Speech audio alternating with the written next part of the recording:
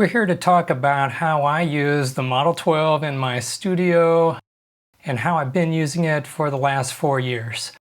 Now, when I first bought the Model 12, I originally intended to use it as more of a DAW-less hub. That is, I wanted to record in the style that I used to years ago, where I would record on each of these tracks and then I would mix down either back to the device by bouncing down, or maybe I would mix down to another device. I was on this quest to find the perfect DAW-less workflow. Well, things have changed over the last 4 years, and now I'm really using a DAW-less hybrid workflow. I have found a DAW that I actually like, and that is Bitwig. I don't know why, but that particular DAW just really works well with me. I've tried several other DAWs, Reason, Cubase. I do occasionally use Cubase. I've tried Ableton. Anyway, we're getting off topic here. We're here to talk about the Model 12. As you can see right now, I have it set up on my synthesizer stand, and that's pretty much its permanent home right now. I've got the JD990 hooked into inputs 3 and 4.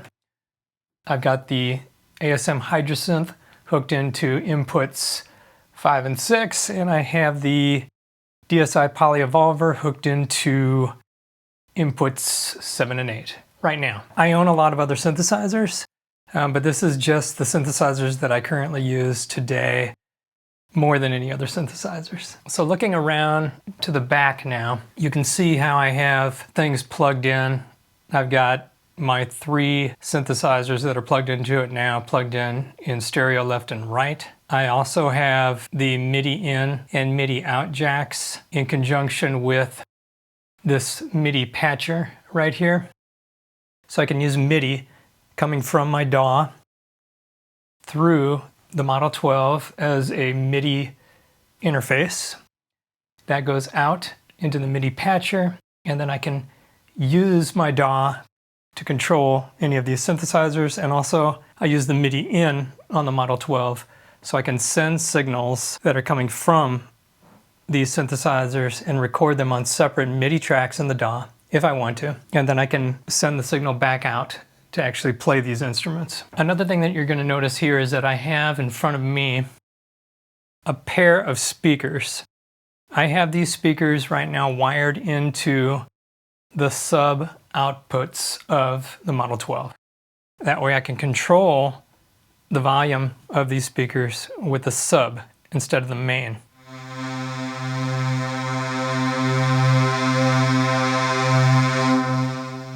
I apologize that you may hear some clicking of the keyboard because right now the way that I'm recording this audio is through my lapel microphone, and I'm not using actual digitally recorded audio in this video for this portion. So my apologies if you hear key clicking.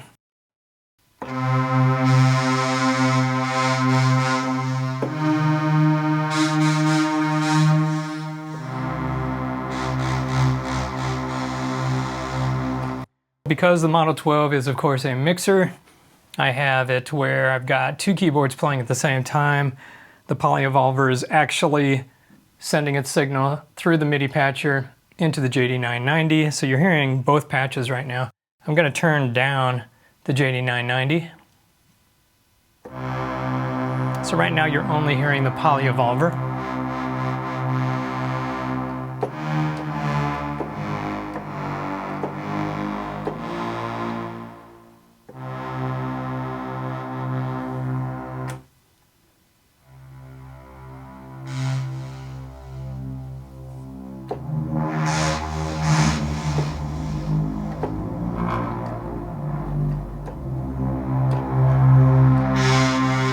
Now you're only hearing the JD990.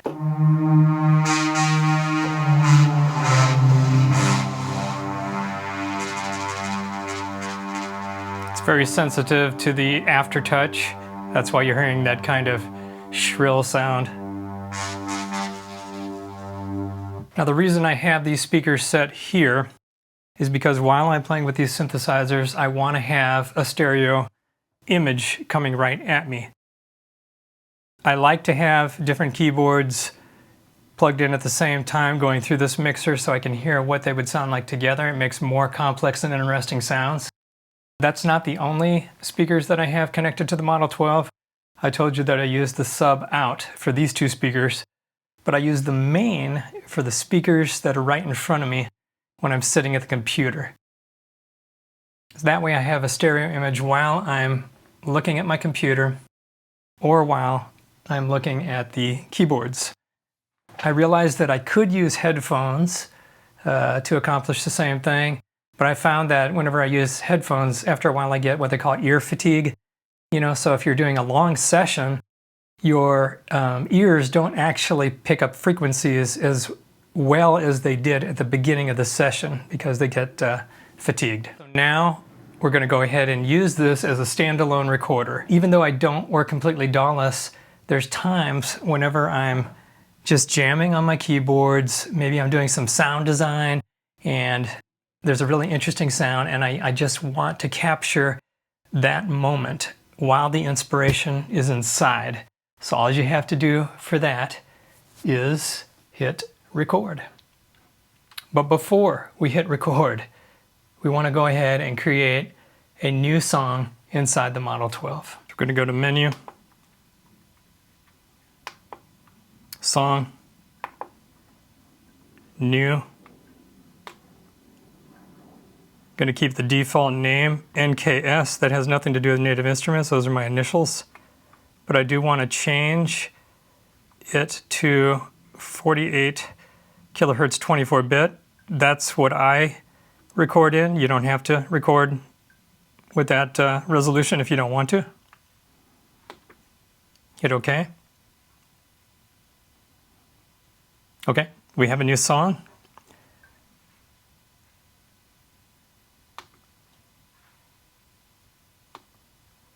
I like to leave it in metering mode, that way I can see the level of my inputs. Okay, they look pretty decent. Now for this, I am going to have to turn up the master fader, the main fader, and the reason for that is because if you want to record inside the unit itself and you want to record the entire mix onto 2 tracks, not just the individual tracks, you need to have the main fader turned up in order to do that. We're going to go ahead and put the tracks that I want to record in multi-track mode.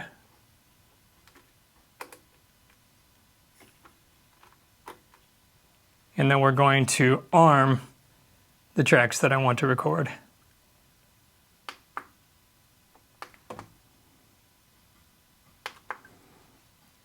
Seven and 8 is a stereo pair, which is why I only need to do 1 button, whereas for 3 and 4 they're separate mono tracks. So 2 buttons for those. Okay, I think we're ready. I'm going to go ahead and hit record. And once again, it's going to not sound as good as it would if you were hearing the actual audio. I may put the actual audio into the video. We'll see. Levels look good here on the green.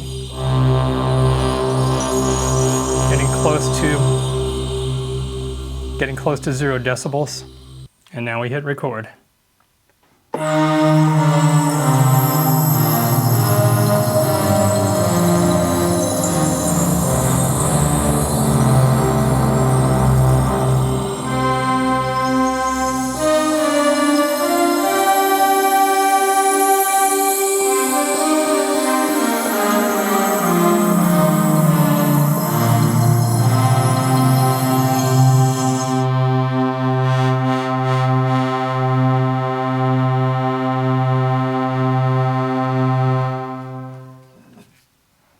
Now that we're done, we go ahead and hit stop. And our song is recorded.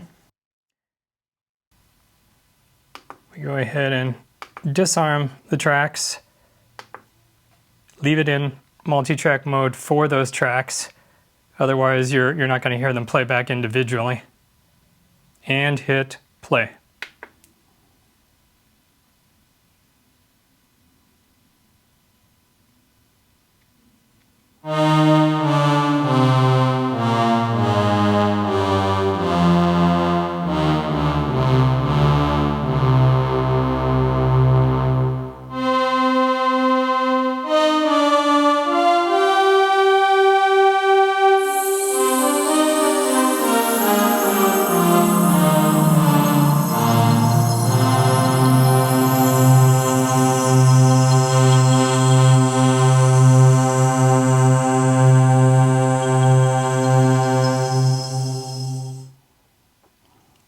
So what you heard at the beginning did not include tracks 3 and 4. You heard them come in a little bit later because I didn't turn the volume of these two faders back up. I had turned them down while I was recording and forgot to turn them back up. So that's how I use the Model 12 to capture ideas whenever inspiration hits me, when I'm just jamming. One thing that I didn't mention earlier is that I usually keep a microphone plugged into input 1. Generally, it's this microphone right here. And then other times I have a microphone or a guitar plugged into input 1 or input 2. Okay, those are just the ones I use. You don't have to use those. You can use other mono tracks for mono inputs. Those are just the ones that I generally use. I like to do things consistently so that it helps with my workflow. If you're changing things up too much, sometimes it's a distraction. Sometimes it breaks your workflow. But there's nothing wrong with changing. In fact, changing things up is also one of the ways that you can inspire new ways of being creative. Nothing wrong with that. Sometimes whenever I'm recording guitar, I will send it through an effects box like this Boss SY300 right here. And in those cases, I do use stereo inputs, generally. You could still record in mono if you want to. For a device like this, you're going to get the most out of it, of course, by recording in stereo. Other times when I'm recording guitar, or most of the time when I'm recording guitar actually, I send the input using this as an audio interface, and I send that into my DAW, and then I use something like Guitar Rig for my guitar effects. It just is a lot easier, and I've developed a good workflow doing it that way. Occasionally, I will also use an amplifier like my 5150, and then I'll use the direct outs from that and go into the Model 12. Okay, now we're going to go ahead and use the Model 12 as an audio interface recording into the DAW. I want to show you how I do that real quick. Whenever I open up my DAW, which is Bitwig Studio, and you go to audio, you can see that it automatically sees the Model 12. This is on a Mac. I believe that this would still be the case on a Windows computer. You can see that it shows the inputs. Now the inputs for 1, 2, 3, 4, 5, 6, and 7, 8, I have labeled these, so that's why they say Model 12. I didn't label 9 and 10, and 11 and 12 are the master tracks, and I don't use those either very often, except maybe in certain circumstances. Also, whenever we go over to MIDI, you can see that the Model 12 is also seen here as well. So you can see here that I have the JD990 coming into Model 12 inputs 3 and 4, Hydrosynth 5 and 6. I'm not going to be recording the Hydrosynth today. And the Polyevolver tracks 7 and 8. Put the DAW into mix mode and you should see that these inputs are coming through. I did have to set the mode on the Model 12 back to live, because if you have it on MTR, on multi-track mode, for your inputs, they're not going to be reflected within this. I got the JD990 and the Polyevolver in record ready mode.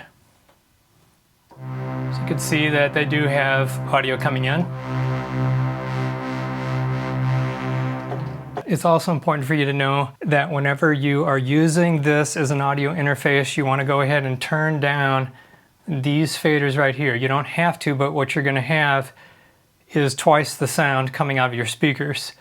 You want the sound to go into your DAW and then back out of your DAW through channels 9 and 10. I use channels 9 and 10 for the output of my computer and my DAW. You don't hear anything? And now you hear them.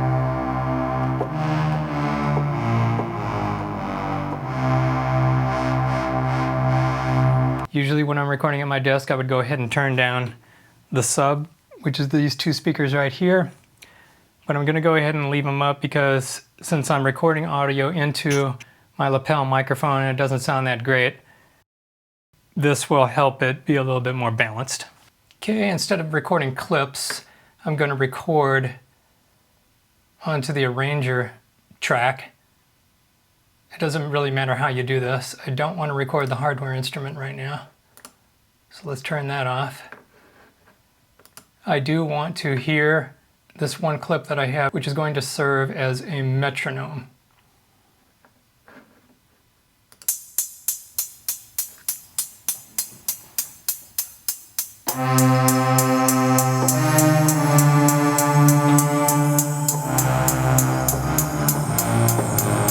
Okay, so as you can see, those tracks have been recorded, and we're going to go ahead and play them back. Here, let's hit play.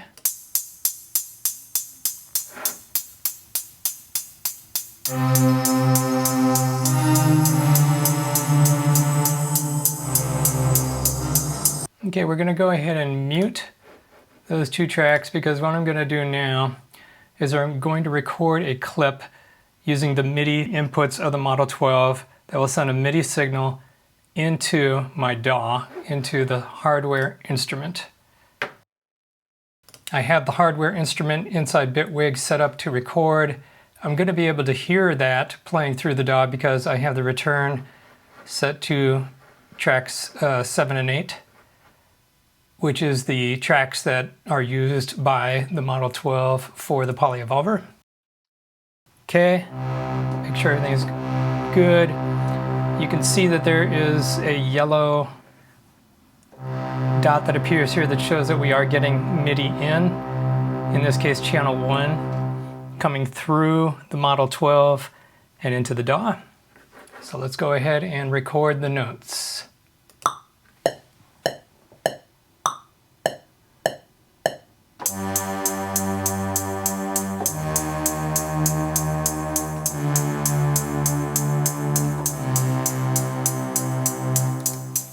Now the notes are going to play back.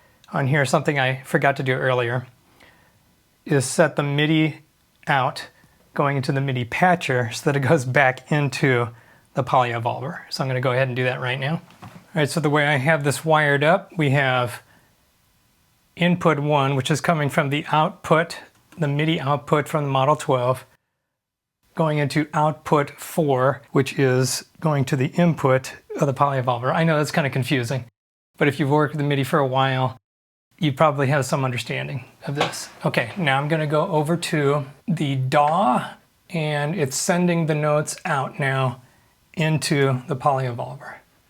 The notes that we just recorded a minute ago. Okay.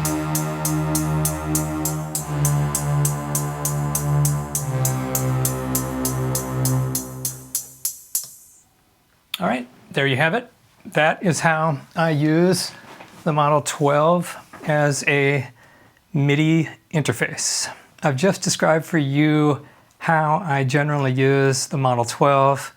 This has evolved over years. I've tried different types of setups, and I've tried to use it again as a DAW-less standalone. The main reason why I don't like to use the Model 12 as a DAW-less recorder is because it doesn't have any type of editing features. Now, that could be really useful, like if you want to give yourself so many limitations that you can't edit In other words, you're going to be very committed to what you record, just like it was in the old days. I started out recording back in the day with 4-track cassette, and whenever you're recording to tape media, you don't have the opportunity to edit very easily.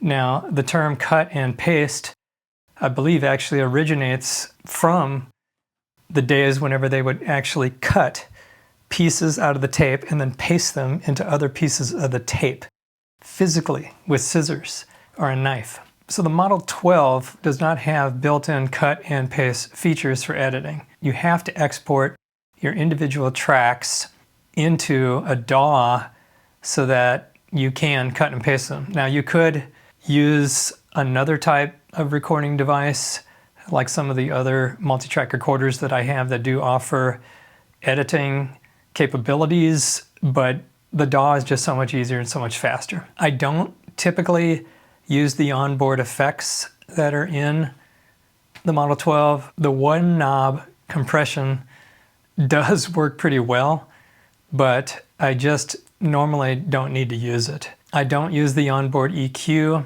either very often. Again, if I was going to try to do a whole song on the Model 12, then I would make more use of those types of things. I really just don't feel the need to use those. But they're there if you need them. And they're clean. They're very clean. They're very usable. So it is something to consider. Another thing that I don't use my Model 12 for is as a DAW controller. I don't have a need to use physical faders to control the levels inside of my DAW. That's not something I need as part of my workflow, but that option is there if you need it. I am not a professional producer or recording artist. This is a hobby for me. I don't want you to think that you necessarily have to upgrade to something better than this if you are a professional, but I did want to mention that. All right, I hope you enjoyed watching my video. Thank you.